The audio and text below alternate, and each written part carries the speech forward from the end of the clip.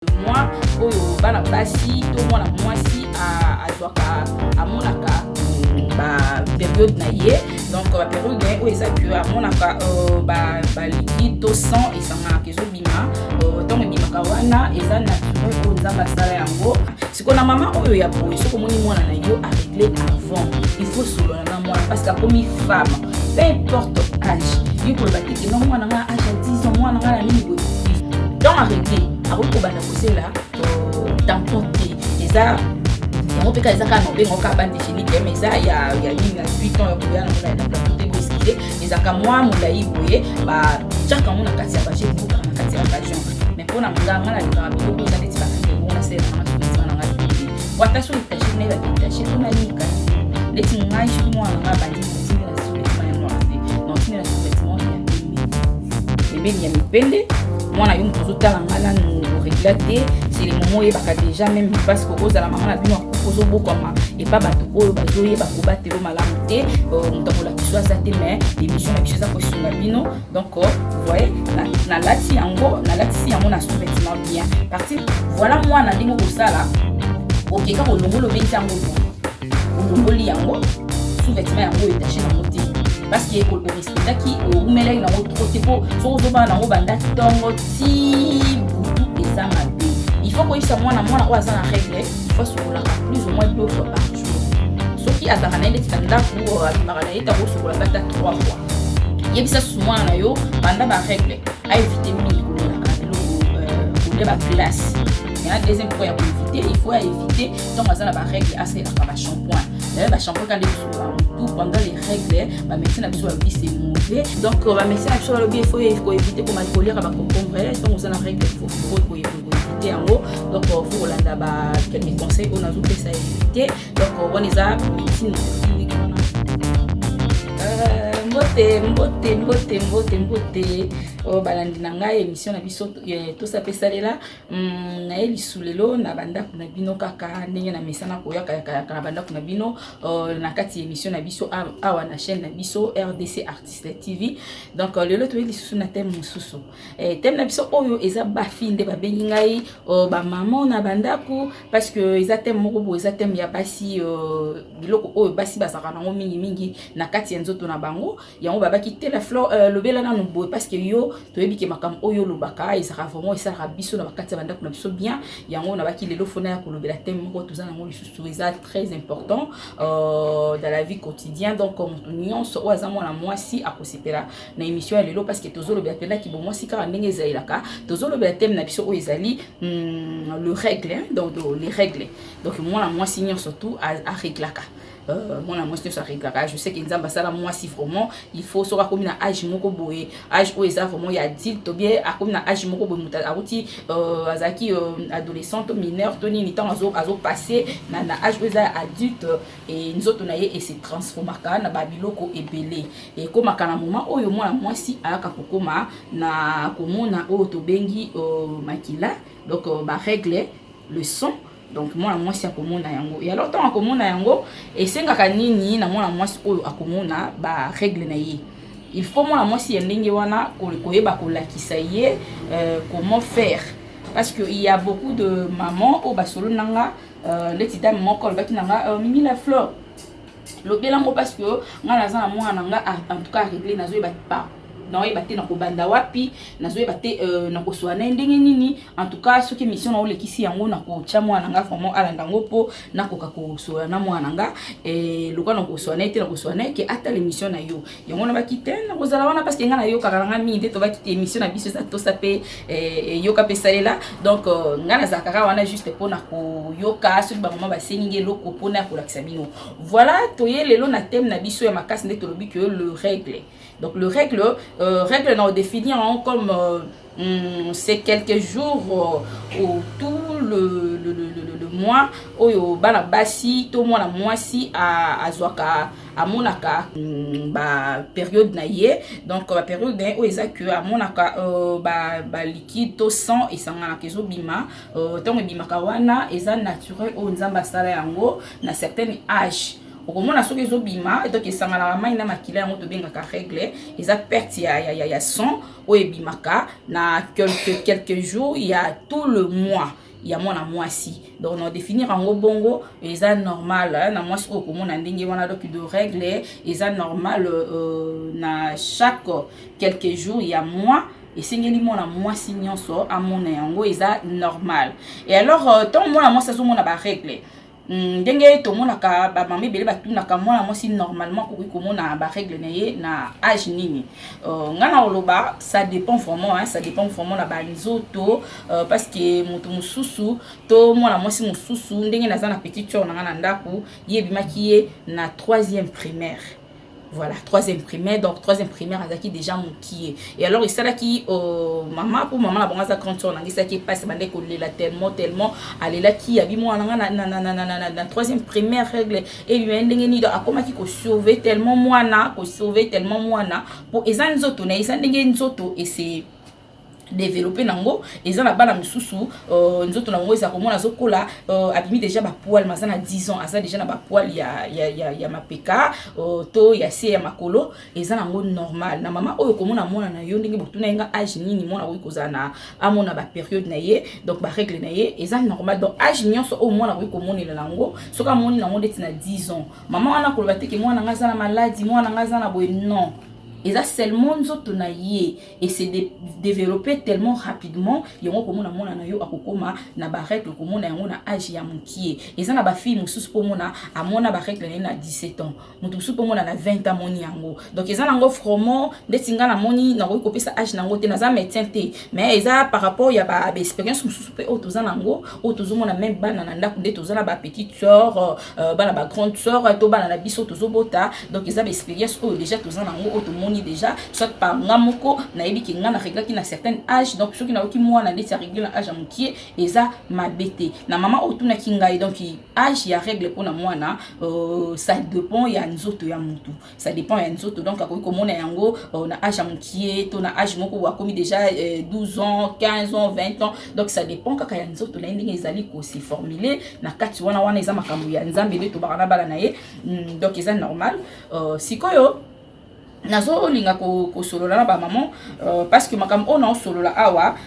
Gisèle vraiment Gisèle Beyoncé Kazanga na Paris aoye ba maman loba ba maman loba donc makambo oyo eza vraiment important parce que yebe to solola na ye azoye ba pena mambo Gisèle Beyoncé donc Kazanga na Paris ayebi makambo nazo loba donc eza eloko moko boye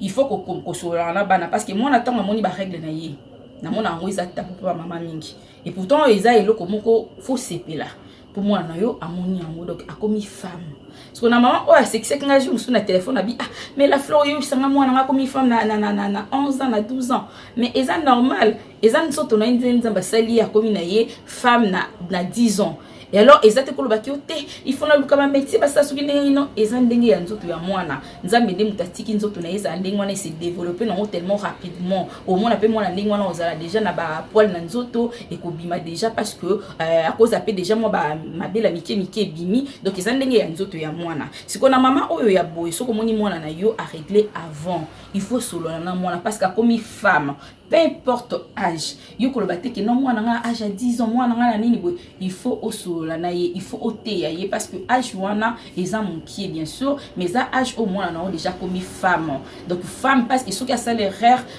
à qui ko coucher na jeune garçon à cause de mais oui parce que sa femme sikoyo ozana tabou pourquoi na mwana il faut sola na mwana ndenge wana ndeti li solo mususu na obetela bino eza ya wana eza mo sa grand grand frère nanga a sexe nga tamu a régler lokola biso ba mama tozokoka ko sola na bana te mama na bango tonga sola na yebise kaka mwana o monde ngo régler bo ma fille donc à partir à lelo ko vanda place moko na mwana lisusu te et pardon ko vanda place moko na mwana mobali lisusu te. Oh, yebi mama poignard bi na yebi siyo nengo régler boye jamais ko vanda pemeni moko na mwana mobali soko vandi pemeni mona mwana mobali ozwizemi balandi nanga na osekisa bino la lisolo orengina beta il pas réglé mais normalement et coïncider bazali na cousin na bango moko te mboka ina katanda na bango tant cousin wana ina katanda na bango directement moi na eba été poza ki soka na ba règle na lokola maman eza tabou pour na yazo koswa na mwana te ayebiska mwana ke soko komi na ba règle na yo ko vanda na mobali te po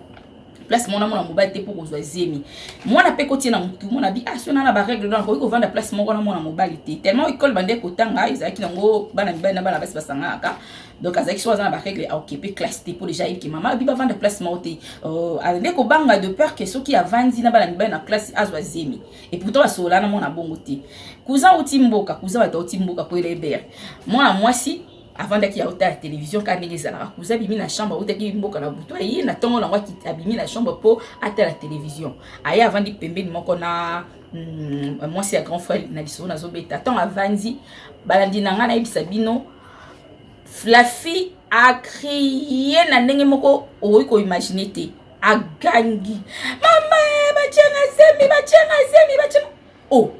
ndaku penda ko alerte penda ndaku pa la muki bisusu ba bimi wala a chose ndeni siko ba bangi ba moni mo mobali mbala mo na mo sa tukanga ba cheze mi seka coucher na mo na tondeni ba ibi poso ba kuteli ba mo pesa poso te ke o ba coucher to ba osta ma mo endingi wala directement au asaloni ce que cousin zo ba français te pour la fille abandon le ba français ce que cousin na no rambo azo tuna bango ngeke tuba kisuki ni balwa ndeni wala donc akuma tuna bo blo mo bon na no ramboka directement mo na bioté nga mama lo baki na ngai soki nazana ba règle na nga mo na mobile to ko vana les places mon côté ya uti kuna na chambre de témoin avant ni la kiti mo na ngai chenga zemi il est mbisi tout le monde ndako bonde oki ba mbel ba noté maman ko mo ba ndobi mala ba ndobi ma parce que ba mikolo ndezala ka wala ba bae ozomona poani asolole na mwana bien te yango le émission na biso to sola mwana na ba parents oyo bakoka ko expliquer mwana te peu importe âge na lobi o mwana na yo amoni ba période na ye donc ba règle na ye solo na ye parce que oyo sola na wana o communiquer mwana e côté mbala moko directement mwana oyeba ke ndenge na moni ba période na mama solo le na lobi na ke non na sala boye e kangami na mutu na place yo sola na mwana te maman yo linga so mwana yo yebisuko maman na moni makile biminga kambala moko ko fana na mwamba te so fana mwamba lo disebi non solo na mwana elle est devenue femme tant a comme moi si il faut sola na evandi se solo na ye ndeti ngande na vandi boso na bote njo mwana nga moi si soka ko yebisanga ke non mama na moni ba période na ngai il faut sola na mwana o vandi sa mwana yebiso bine mama oh maman comme femme ko bangi c'était parce que ça période o bangi sa kabana et surtout mwana wazana det na 10 ans de na solo ba a régler ayoka no masolo wana na mato inete ke bana mikiba bita masolo ke muta régler boda bo au banga au mona keno bilamba ni taché na makila mingi zo ba mona kaka azana kata classe alors comme akaba monkiri pa ba camarade bazo seka mwana et alors yo mutoza na ndako nazo pesa yo eloko o mona kande ba ka soki mwana na yo mondi déjà ki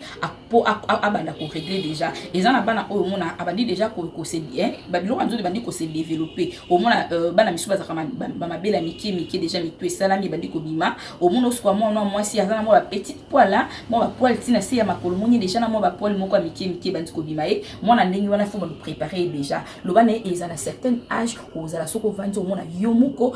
makile bima ona nzoto na ya kibo mwasi donc na vagin o expliquer déjà mwana peu importe âge ozala na soka zaki na 10 ans abali biloka nzoto ne bandi ko sala eza âge ni au âge o ko soit déjà na mwana pour mukolo akomona yango azala vraiment surpris te aganga te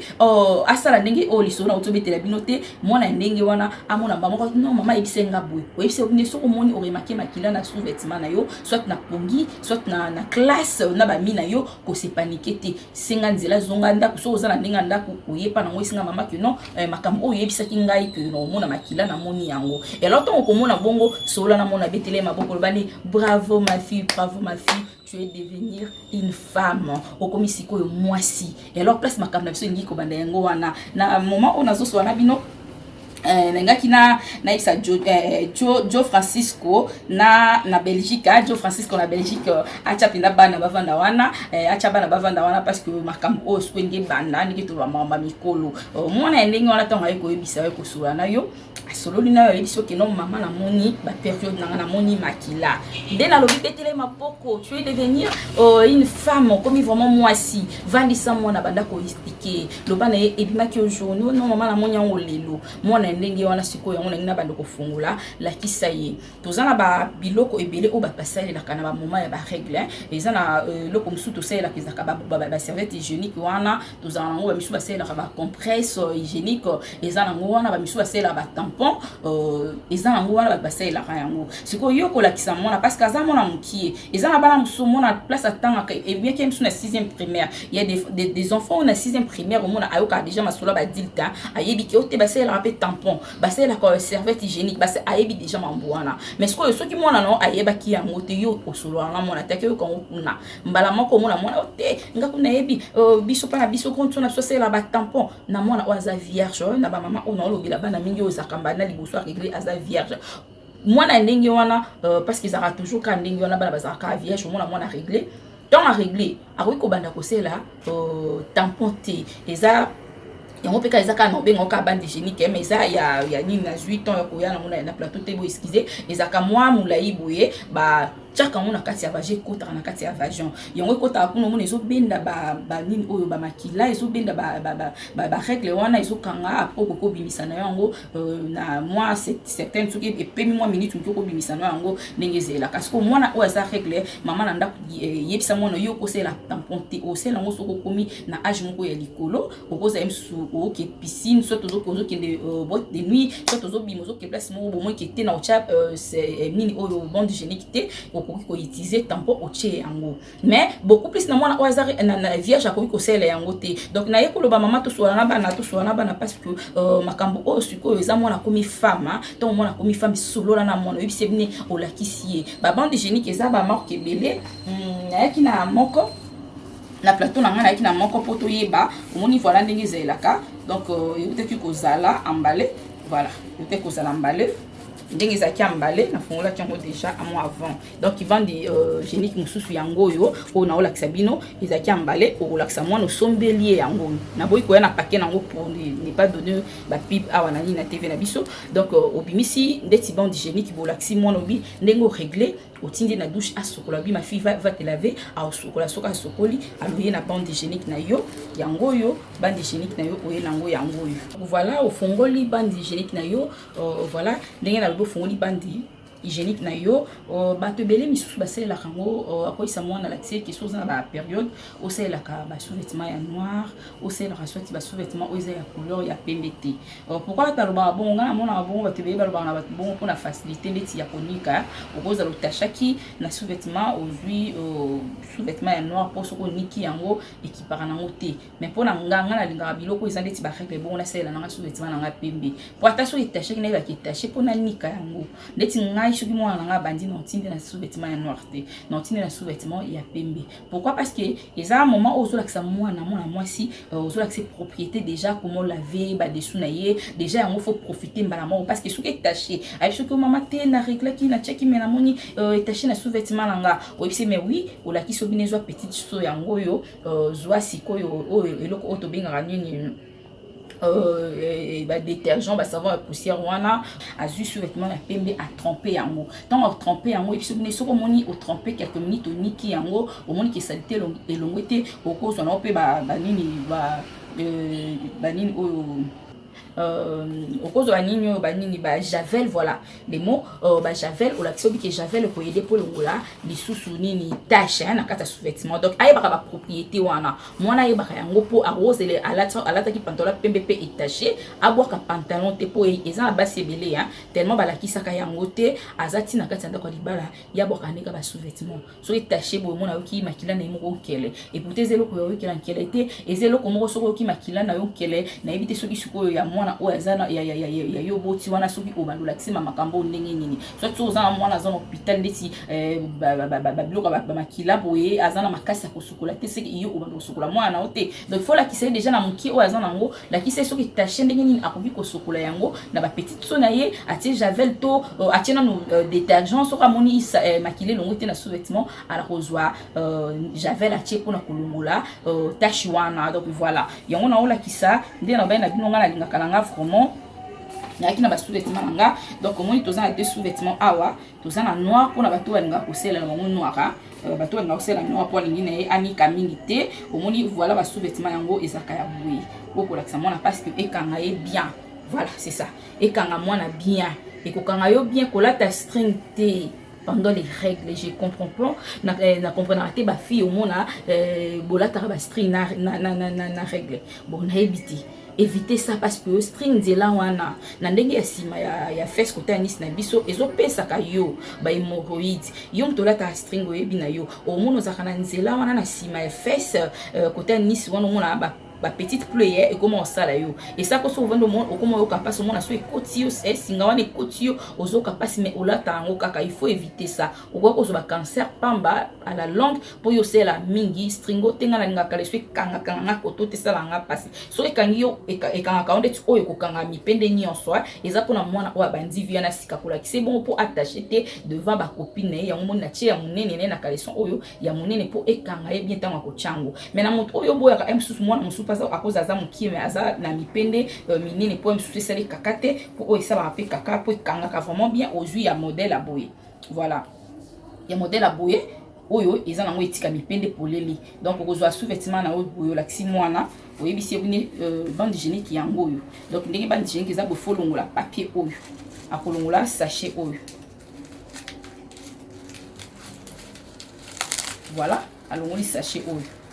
bisi mwana na olongola sachet oyo soka alongoli sachet oyo eza po abwaka yango alongoli sachet oyo abwaki wana il faut ndenge ozolakisa mwana na oyo tuko régler oyebisi sous-vêtement faut otanda yango boy asimbi yango na maboko azui partie oyo ezaka ya mulai eza partie oyo ya kocha derrière côté fesse ekendaka parce que eza mwa mulai il faut lakisa mwana parce que mwana pe avec bande hygiénique akoyeba te asaleli mabe donc partie oyo eza na deux parties partie oyo ya mulai oyo eza partie oyo faut vanda na sima ya côté de fesse ekendaka côté ya nzela oyo eza partie ya liboso côté ya vagin otieli boy allez soka tie boye il y a un col, vous voyez, on dit col et kangi parce qu'ils ont un col et kangi. Donc le kangi à kozwa deuxième col à kangi, pembeni ya mipende, moi na yum tozo talangana nous réglater c'est les moments où baka déjà même parce que cause la maman na bino akufozo bokoma et pas bato oyo bazoye bakobatelo malamu te mutakola kiswa zate mais l'émission na biso za ko sunga bino donc vous voyez na lati yango na lati si yango na sous-vêtement bien partie na biso oyo ya muke na baki chango côté liboso côté vagin salaka partie ya mulai et que les côtés ba fait ces rapports et kozwa et lui partie awa nyos tout awa côté vagin na biso evandaka yango yo evandaka côté bloc oyo bleu makile ya kasoke kiti et kitaka awa beaucoup plus evandaka awa ezo bana ko mela yango bande hygiénique ezana po emela ndengo la kisi mwana ndenge wana mwana akozwa bande hygiénique bien allez abalusi sous-vêtement na ye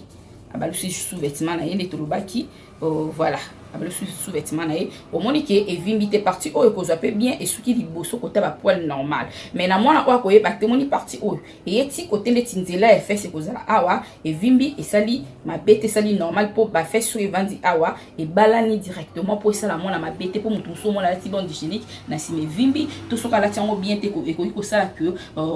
makila omona ebimi etengami esali mabe donc ilakisa mwana ndenge wana tolobi akanga yango bien oyo eza kote ya mipende voilà na ina expliquer ce qu'on est tokocha moi elembo ya jus hein ata jus ya rouge po et sabiso ma bête voilà c'est parti voilà na expliquer yango pour bana ba mona place oyo na jus na seli jus parce que na za makila ya mutute na ozabe makila wapi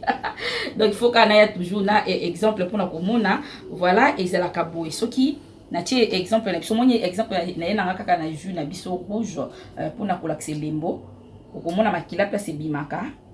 voilà tangisi jinanga voilà ji yango yo na saela ngo lokole lembo ya makila na zui jinanga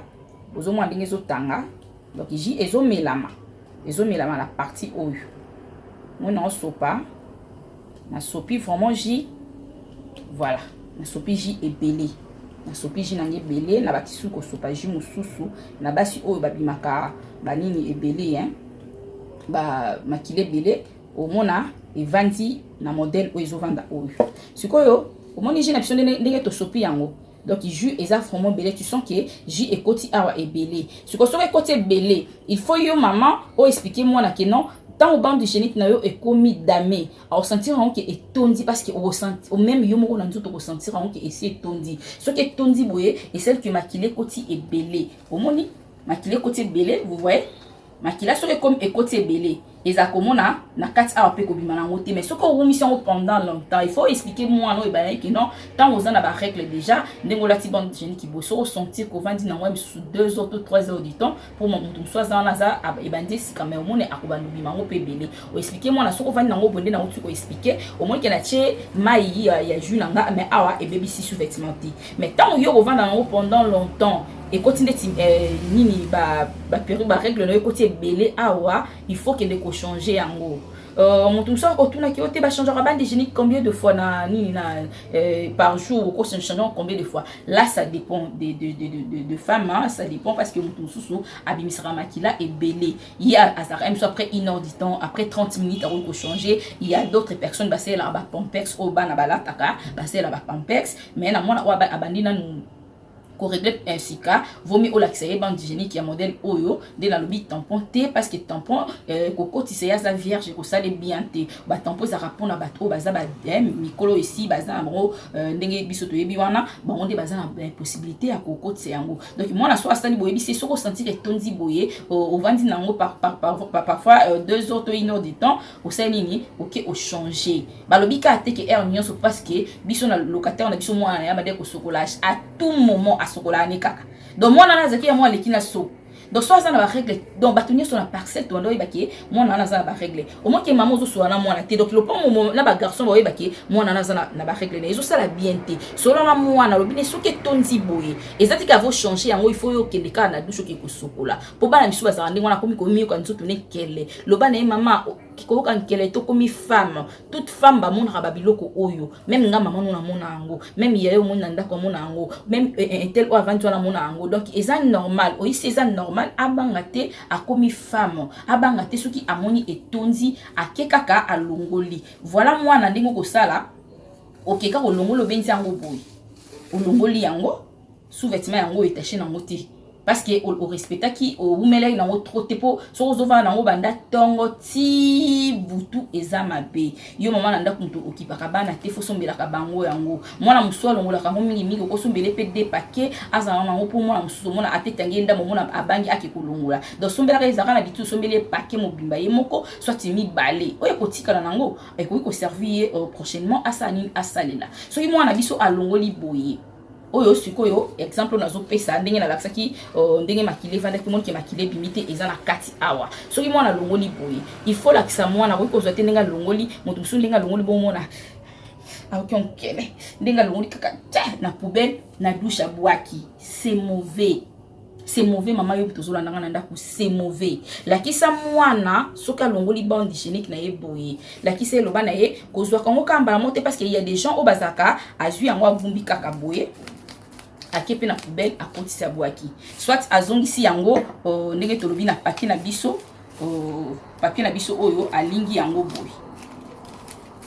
soka lingi yango boye akemba ya mona poubelle abwaki c'est mauvais parce que toza ba africain biso toza ba africain ezana batu mususu bazokenda na ba poubelle ya batu po bazo biloko oyo basel nango ba science na bango akeka wana batindie kino toza na besoin ya makila ya jeune fille oza vierge ya okesela ngona makamuna ya ba science na ya ba kisne oza nango e botombe na makila mwana omoni ke kozala bientôt ko bebisa vie ya mwana na yo yango émission ye pour la kisayo bendo matoi bana oya ba vierge omona bazoluka makila na ye mutanga sa rituel numéro boy esengi makila ya mwana vierge soka yebiki na lopango wana yo muto ko so na mbana te ayebika ki ate nga ba garçon baza komona za cop ne viene mu ko zuka makila ya règle ya mwana o za vierge soko yo muto ko so na ba tout c'est le moment la démission oyo parce que yo muto ko so na bana te e ko zalo mona na kati ya parcelle na mwana ona baki mwana locataire na biso kinda ko sukola donc à chaque fois nga changer bande chimique bo munya aleki na ma ya ki ko sukola mwana ndenge wana ko permettre ba tenir sur le pont ba comprendre que so za ba règle ça ka ndenge wana soko so za vierge bana mikolo ya mibali bakuma mitea mabe mona azana ba cop ne viene moko azul comme makila ya mwana vierge ayeka na makila mwana na yo pour le quoi azaka soka longoli yango bala mwa ki na poubelle chou abwaki on kati ya poubelle na ye pour na ko expliquer émission o pour na yo mama o expliquer bana lobana yako kiko yoka makila ya nzoto na ye moko mabete ko yoka on kelete parce que za makila o yuti na kati ya nzoto na lobana ki bo mwasi yango wana komi nango donc chaque mois on va nous en avoir quelques jours na ba mois on va nous mona makila wana et ça la ka misu 3 jours ba misu ça la 4 jours expliquer moi na loba yo mutoza mwana mukie ndenge bandi osika ndenge wana misu za ka mona bandi abandi ko régler moi oyo deuxième mois régler te à sauter et qu'il y a après 3 mois mosusu pe esote ekoya après 4 mois ndeti nga je sais que nayebi esotaka ntango esotaka lokola nazali kovanda mingi na mikolo nayebaki déjà makambo ya règle ndenge elakisaka nabangaki te mais du moins nakendaki natuni grande sœur moko ya famille natuni nga mini ondie nakomi na zemi bakomi nanga mimi makambo nyonso lobani yokomi na zemi ngai esengami ye nakomi na zemi aregreta bi mimi komo kosala boye na aja mokie bokoma na zemi na esengami nayebi nanga pete ndeni zemi yango ekoti abi nanga siko mobali no asalaka wapi ngabi mobali nazwi na bango ngabi mobali nga aza mobali te na bokomi na zemi ndeni ngabi tinka mpo na regle moi wana mosusu namoni na regle nanga te abandi koseka nga nayebisa yo aseka nga na niveau moko Jo Francis kokutu lisolo oyo na Belgique ayebi yango donc aseka nga tellement abi mais zemi yo sokum suza zemi moza na nini ona zemi tenga ebonde na régler tenga na okaso babi o régler tout ça zemi abi non mimi la fleur ezaka bongo te abi dengo za mwana mokie bandaki yo mwa oyo sûrement nzoto na yo ndenge kaka na kati ezo misala madoki celle qui sauter nango abi moi prochain au monde ya nango na banga ki me na panika ki te pona yo ka déjà maso ba règle pona zaki déjà mwana mokie avanda mingi na mikolo dans nos arabes kokola ndenge wana au monde ki na pema ki nangesa ki nga mabete siko ana zoni pona mama pona kolakisa mwana ndenge ya kobwa kilango soki yo solo na mwana te mwana na yo akondoza za vierge mais papa moko boyisa zo makila na yaki na oselo ba rituel na ye azo ba chance mwana na yo azo makila mwana na azo kobota mwana na yo yango zo mona bilele na banda ko mabala po mona muto obota te eza l'une des causes tant yo so négliger ko lakisa mona ba biloko oyo zo bengo ba petite chose mais ko kangele lobi vie na ye e ko se le lobi vie na ya za na ndako libala ba ko sa bandoki ya famille muto bazo kanga kobota mwana na mais bazo kanga te eza parce que yo lakisa mwana makambo te olakisaka ndenge ya koutiliser babiloko oyo te akoki kozwa kaka boye te ndenge alingi bwaki koboka na poubelle po soka boki na poubelle ndenge mbati na lopango bayebi déjà ke mwana soka aza na règle parfois esalaka ye libumu mpasi bakomprena ke règle esalaka ye libumu mpasi bamona yango na lopango ke te mwana déjà aza na règle bakoki balandi ye na douche soka bimi bake bazwi bonde hygiénique na ye bake kotekela bato oyo ezali mosusu papa moko ya moto mbongo azoluka makila ya mwana règle donc il faut éviter mama solola na mwana c'est très important bakoki kozwa chance mwana onde na lobi bakozo mabota mwana no kaka na makila oyo zo néglige ko lakisa mwana zo mwana lo nkele yo po mama ovana ndako zo sepela akenda kaboka ngona poubelle non na ye pona ko lakisa pona ko keba obatela lobi ya mwana na yo asa ateke mutu moko basi bateka ko bota na ndenga zaki déjà vierge basi bazwa ba chance na ye kati na makila oyo donc ekozala mabe mingi yango na lobi izala toujours branché kati na chaîne na biso RDC Artiste TV donc émission bozo le kanoka awa pona kosunga mabota to sunga na ditolo baki moto akoka na nyonso zate tozola kisakaka donc izwa mwana na yo la kise pona ko éviter bazo makila ya mwana na yo na kati ya poubelle na douche na binote ola kisi mwana ande na zongisa ki na longoli papier oyo soki asili siko ba règle na ye sisi ba règle na ye ndenge to baki to cheki lembo ya jina biso soki sisi ba règle na ye oisa mwana ndenge olobine soki olongoli yango comment basela yango pona kubwaka basela yango il faut panza yango pesaka mwana na yo matia poza kana somo ya makila na eteza biloko uti na kati ya mtoto na yo ama mafi yo mtuta nanga oza mwasa kitoko kubanga te fuzala propre makila na yo tout le monde akokomona yango te il faut yo mokando mona yango et alors émission oyo pona yo tellement jolie que na ndola l'émission o pour aider lobby donc soko longoli yango yebisa mwana fois panzaka yango boyi pona kobwaka yango abwaka ndenge na utiko expliquer wana te parce que soka kutena bat mabe ba ko kozoma kile ya mwana na yo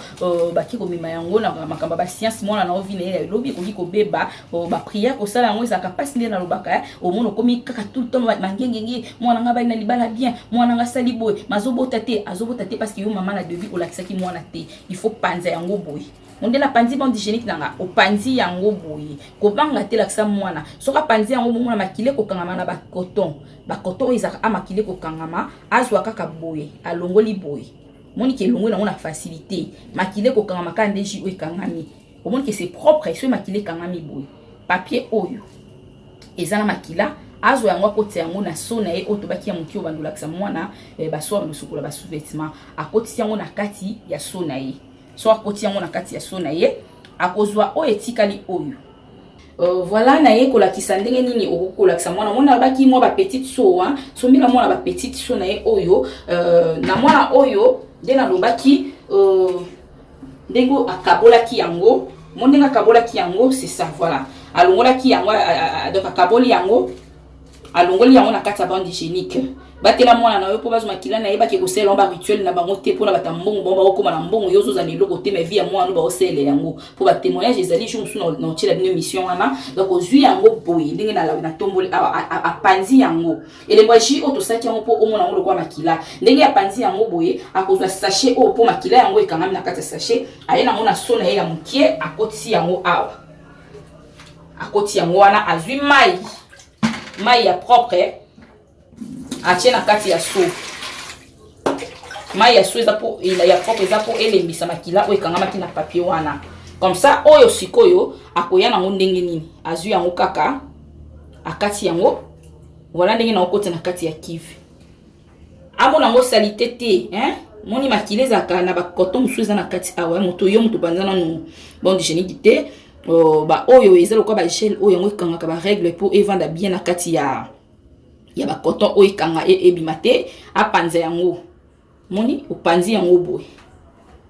yo mto za kati ya kive so apanzi na toilette yo so opanzi yango boye evandi otiki yango evanda bongo wana yo bandi ko sukola nzoto na yo bandi ko sukola nzoto na yo tango bandi sukola nzoto na yo okomona kena o eza awa ezolemba déjà na kati ya mai apo ozwa sikoyo opase apasa kalongola makila o eza donc muta ko yiba makila mona note so imona na lazo sela makambo na zola kisabino okoki pe kozwa douche na yo oboucher yango te na tindio tozwa bandi hygiénique nyonso na sachet oyo obwaka na kati ya kive so obwaki na kati ya kive bongo ekosala ke mwana na yo pardon de toilette na yo ezala boucher po so okoti na sachet oyo kive na yo kozala boucher et alors kive so eza boucher et ça la bien te po eko permettre la bino pété que non so bosali toilette et va koleka bien donc à passer yango même atela maboko mibale aniki yango très bien voilà monique makile sili so makile sili boye à la fini kaka boye a fini boye ok ko chango directement na poubelle boye ata mutaye ko zwa yango makile zate na kati même ezala yo mwana ezala yo mama ozana katanda ko yeba ndenge ni ya koboka babiloko na ote parfois vi na o esi basela yango pa batu mususu ya bakisi wana po bazoso makila na yo basela o makambo ya mabe osali boye so esili oye na kati ya poubelle na biso voilà oye na kati ya poubelle na biso ndeti boye obwaki voilà wale kei nango oyo teki awale to yozo ozo sokola nzoto eko permettre yo to ozo sokola nzoto na yo kuna ezo lemba na kati ya libulu donc na kati ya cuve mayo ezala na kati ya cuve ezo lemba parce que ezango ba koto panza ngo ngako na kati ya minene mais yo panza ngo penzo panzi yango so omoni mo yo panza ngo kuna na kati ya te ba misula sela ka na kati ya so oyo azui na kati ya so oyo apanzi yango na kati ya so ezo lemba awo moni komi lokola mo potopoto lembi panzani donc panzani aloye sikoyo na mai na biso oso piso bio panza na kati ya so awo oya nango ozui mai obwaki o comprendre moi que na kati etikali ba biloko mwa mike parce que essaie lembi na kati ya mai ko boucher même toilette na yo te après zui obisi mwa na zwa so na yo propre a passer ba makila ko etikala na kati ya so passer yango très bien la ndisu sous mai soit il a fini parce que finalement kuna mai ekei na sali bopona ko expliquer comment la so ekomi propre ndete zaboye à la zui so na ye couvercle ngwa kangi akanga ka couvercle na ngo biso bazala ka zui no so ati atia ngo ya moi eleki moi quelques minutes mais ngana lingana ka kusukuli na yo sono propre zui couvercle na ngo koseni ni okangi voilà ezaki pona ko expliquer na bana makamuni ya kosala soki oniko boka babandi hygiénique na yo po aider mwana na yo lobinde la lobaki bazoka makila na été ba ke koteka yango et pas to ba kaka ba makila ba fille vierge wana soit yo mukolo pe ba makila na yo te ba ke kokanga mabota na yo to ba makila na ba ke kokanga ba chance na yo ko za la bien te so ko sala la boy au moins makila no za protéger en plus aux la propre ba makila no za te que tout le monde a mon ango na parcelle to na poubelle ni ba ko longola ba petite ba mango na poubelle donc voilà to so on a pour te expliquer ba partie na son créative ya etikali c'est parti.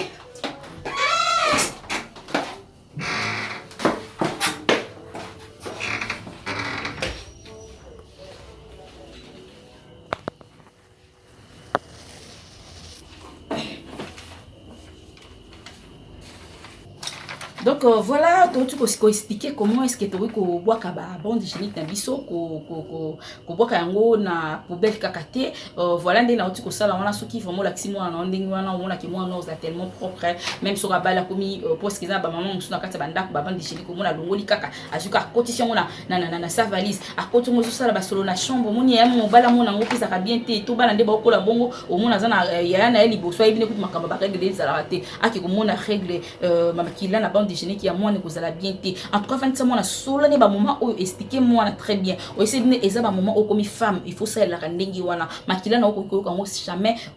solo to ko salité za makila uti na kati ya nzoto na yo il faut ça la ndingi na ko expliquer wana au moins que c'est facile so si ko ça na ndingi wana asokoli mai na ye asokoli mai bien à la jolie sous bande hygiénique na ye à côté si yango na ndete ute ko expliquer na kati ya sous-vêtements après à lati au moins que moi na ozala tellement propre voilà. Il faut que ça moi na oza na règle il faut sokolaka plus ou moins 2 fois par jour. Ce qui a zarana ndeti na ndaku abimarana eta ko sokola pata 3 fois. Batusu bazara bongo et déranger na mopété. Mais 2 fois ils rappellent bien parce que pour exemple mutusu qui classe, mutusu qui de mutusu musala et surtout na maman o to sala kaboye na musala na sokola ngi sauter pour le bala mutuke o asko amuki bondenge za ba règle. Non. Na ko sokola belé parce que na bureau bon bureau musu ba douche za raté bon ki sokola ba douche place ni. C'est son na règle là qui na musala te. So na longo musala. Ce qu'on laisse ba na ngani. Donc faut sokola mingi 2 fois sokola na temps ki musala, temps ozonga na butu au seni au sokola lisusu mais à partir ya kati ya ni o ya musala na yo ko kinde ko changer ka ba bande hygiénique parce que na yo muto ko changer bande hygiénique nde opozwa yango o lingi yango nde na lobaki liboso lingi yango ba lingi si opoboka na poubelle te o luki sachet na yo o koti na kati ya sachet o koti na kati ya sac na yo tant ko uta musala ko ya ko sala même formule ko ba te ko makile rumeli makile poli no et poli e robimisa kusute za ka makile ki comme moi noir parce que eza so rouge te pour e uti ko vendre pendant longtemps ba kangi yango ne loko moko tant ko ya nango bimisa ngo sala modèle na uti ko expliquer na toilette boka ngo bon ko zwa ka te boka ndenge na kati ya poubelle c'est mauvais ya ko boka mbongo il faut éviter yebisa souvent na yo banda ba règle a éviter mingi ko melaka biloko ko lia ba glace voilà ko lia ba glace so ka zo lia ba glace mingi azo mela ba mai ya malili mingi et ça la que au moins moi mususu nde petite sœur na propre na ndako na yebaka te asela na bongo so za na ba règle bien mission za mimi la fleur so na za na ba règle na melima ya malili et ça la nga bi au monde kendaka e kanyi makila ko to monde e bima su mingi te en tout cas ça la nga bien ndenge wana au monde ole makile bebele e kanga ba makila na ngi bima su mingi te au monde e bina on peut ka déjouer sili ya ozan ko yeba biso to yeba ngo te ton no ba médecin na biso batangisa biso ngo te to yeba ka te ton yozo lo bandenge wana moni ke lobi ki makile zo binosu mingi te pourquoi yozo na posa makile bimo mingi te makila il faut ebima ezama makila o ezaka ya ba déchets ya salité ya na za médecin te ba terme mususu médical na ko lo ba yango penda awa te mais ezama makila o ezala ya salité ya na kati ya nzoto moto ezana ba biloko ndenge sala na kati wana ba déchets wana il faut ebimaka ba déchets wana faut ebima so ebimi e ko sala que ebima na nzela ya règle est-ce que ton zo bima na nzela ya règle yo zo lungo ko linga ko bimisa yango tozo mela ba ya malili ozo lia trop de classe ozo le biloko o eza ya malili po o mona o tesala nga mutema moto yo na linga ko mela biloko ya malili ko mela biloko ya malili wana eza mabe pendant des règles parce que iso ki ko kanga makila na kati o loti ka makila salité bima yo iso ki ko kanga makila na kati plus tard ko kozelo ba problème ya maladie na kati ya nzoto makila salité senga ki bima esenga te evanda donc iso vana na kati yo ozara règle tout un mois au réclaka aux habitudes comme la rabilo comme lili comme la glace comme la ma lili po et si son monter ma et ça monter ma lili ce qui me doit comme monter ma moto et ça mauvais au rwanda ko kanga ko risquer un jour au monde ça ba cancer na kati ya libumu et ko ça la mabeto c'est le maladie mususu na ebeli kutu kombote et ko ça la yo mabe na kati yesa moi no panda ba règle mais la rien moté beaucoup plus surtout sur razo bimate et loko ya bien comme la amila ka ba thé rouge thé rouge avant y en a quoi zo mela temps meli thé rouge moto wana kuté ko sala ki ba makilas ko bimaka bien zo sokola pe puna na kati et ko sala e bien il faut éviter yango donc on les a ba quelques points na otanga ba biloko il faut éviter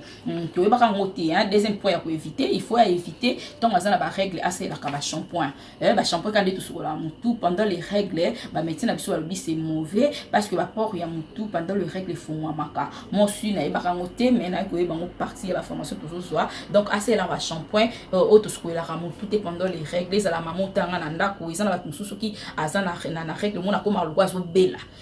règles en maladie tes effets normal naturel les arrache tout un mois mutu amona yango mais ce que ceux qui ont ba principe auto c'est la te au monde boluza lokola comme bella mutu so mona zo bella règle comme ce qui maladie éviter ba biloko non tanga na tangi ko c'est la ba shampoing te ya mutu nde tout ce ko la mutu so za ba règle ko c'est la ba shampoing te so ngo so mutu c'est la ba règle no ici là no sokoli parce que so ko so mutu ba port ba lobi ba médecin na biso za ouvert et ça rapidement ils a ouvert na ba règle so so mutu na ba shampoing et ko ba lobi ti so mutu au mona ezobetaka mutu pendant la règle comme sur comme malade omona mutu so comme so pende nini eza parce que c'est là qui shampoing oyeba kité il faut éviter yango ko c'est là ba shampoing et kozala mingi bien te pona nzoto na yo po ba port ya mutu eza polele ko banda ko betisa yo mutu donc il faut éviter vraiment nande na lobi ko éviter ko mela ba mai ya malili et kanga makila na kati ya nzoto makila ya salité sengaka il faut ebima. Il faut éviter de manger, il faut éviter de manger des cocombres. Les cocombres peuvent bloquer la mastication, les pertes du sang dans les parois utériennes et peut causer de la stérilité. Donc, on va mettre il faut éviter comme alcoolique à la concombre. Donc, on a règle donc faut Hollanda ba quelques conseils on a zo pesa éviter donc on les a médecine de l'obindenge wana donc il faut éviter de manger ko liaka ba concombre ba règle na biso parce que pour sous quatrième point il faut éviter que pendant le règle bato bazara mingi azo ko tambola ndeti uza utambola moto ou bien osala musa mondeti ndeti uza sot na mutuka mutuka sali secousse moi makasi sali monte tuza mso dendi ta eza komo no senti makile bimi pe belé donc eza eloko ya ko éviter ba médecin ba lobi il faut ko éviter yango donc ba kumoko forte ce qui oza pendant les règles ko matande ti ko ba moto ndenge wana na moto za kaka surtout on sala ki wana omona et ça là directement on senti pena quoi makile bimi belé on appelle on senti bana basi voilà basi ba mambo donc Gisèle Beyoncé azoe makapo dans le bas ce que tendi makasi za on senti quoi et bimi belé donc éviter ba kumoko ya ndenge wana ba lui éviter yango parce que à chaque fois ça la chose dans la règle tout soit ba kuwana et donc passer ku sa mituka ba kumu na éviter donc mobile pas ko betote pendant de règles ba boyi yango ba bi parce que tant ozo ça mandenge wana et ko tinda na kati na yo ya utérus na yo et ko bandozala na ba et ko bandosala ba pota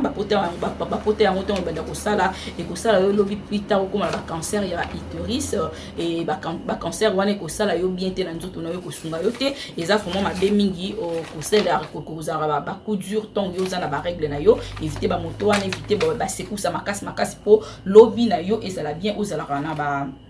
na ba porter na kati ya utérus parce que ekobimisa makila pour ça pour yo à chaque fois ça ka ba ku wana makasi za na ba règle il faut éviter yo ngala ba mingi surtout na bano bazala bonde tia ba miki wana o ba ça rapide sur na ba règle na o ba nuka na ndaku aussi ba règle na yo ko ça ba mouvement mususu ya kotambola pour esunga yo pe aux ala l'aise na quotidien na makamno nyo sozo sala donc il faut éviter yango donc yango ba bi que non de chercher vraiment le médecin ba médecin na biso ba o baza ba chercheur nde ba talisi biso ba biloko wana il faut éviter yango éviter vraiment ya ko melama ya malili nde to lobaki éviter ya melama ya malili pendant vos règles et ko sala o malamu te ko sunga yo te ko bebisela yo nzoto na yo ko sala ki na kati makila na yo eza ya kokangama donc ezaki ba point oyo na yaki pona na meka pe ko sola na bino wa maman donc ce que c'est la moi na obozo la kse boye ko zala bien pour na nzoto na ye ozo mona mati contrôle ayebi ba makambo na zoloba Élysée na nga pa makambo na zoloba donc il faut ko éviter la kisa mona propriété ndenge ezalaka so ko sisi ko la kse ndenge wana il faut ebisaka yeba sous-vêtement na yo pendant le règle il faut oyeba ndenge ni ya ko protéger yango mwana azwa ka ba sous-vêtement na ye a repasaka yango très bien to ko la ksa bino comment est-ce ko garder ba sous-vêtement na yo ce qui sous-vêtement na ye a sokola kinde na lobaki na de biais 8 taches a sokola très bien tiens on na singa na ote ko loba ndenge ni okotanda biloko no ba sous-vêtement na singa na bato bazande ti banda ko ba étage wana biso place okotanda ngo ezate bazapi na ba balcon te so kotanda ndeti na ba douche sous-vêtement na yo na ko kozana na rigueur mingi te parce que ozana place ko okotanda ngo te po zo moi po moi e combataka ba infection yo so ozana place ya kotanda ngo te na moi so ozana place okotanda ngo moi to tanda ngo ndeti na ndako wana il faut esa mwana. Donc il faut repasser avant l'ata. Pour la cause de l'eau rigueur tellement baka il faut moi moi eza bien parce que koyedo moi wana tango ezo bete ngola ba microbe mususu mais ce que le koyo za la place okutana ngo totanda sorte na chambre na yo totanda na kati ya douche na yo il faut o repasser yango so si ko repasser yango ozui yango otiango na kati ya sachet moko ya propre nyonso na kati ya sachet ya propre ndenge nazwa ki idée ya kolakisa bino moni sachet na biso ya propre yango yo toza na sachet ya propre moni mutu ebele ya basu vêtements na baka oyo za nango otiango na sachet moko ya propre moni sachet ya propre vous avez toutes sortes de blocs ese pour toza nango okoti yango na sachet ya propre après savoir pour repasser yango soko si ko repasser yango kotika yango kaka boité parce que ba poussière musu ko za ekona ko beta soko eza bien na boé pour soko ta poussière ebeti zo ko likola sachet déjà oyo protéger na kati wana ezo aider yo bon repasser ka beaucoup plus ebele oyo sa kana yango ndina laxi bo repasser ebele oyo po parce que ata soki olingi olata ta oza na courant te ata na ndako na yo courant ezalité yo kozwaka juste ebele wana ndenge o repasser boye ozwi yango obandobisaka moko po olate yango ezaloza na règle te ezaloza na règle ozosela boye komona ozala na microbe te ozala propre parce que ba microbe nde yango esala komona mutaza na règle comme koka ba règle na solo soko remarquer ozoka ba règle na ndeti na moi ba odeur c'est que maman yeba que oza déjà na ba infection soit moi na oza na ba infection il faut aluka médecin na yepo ay ba ko pese ba kisi po amela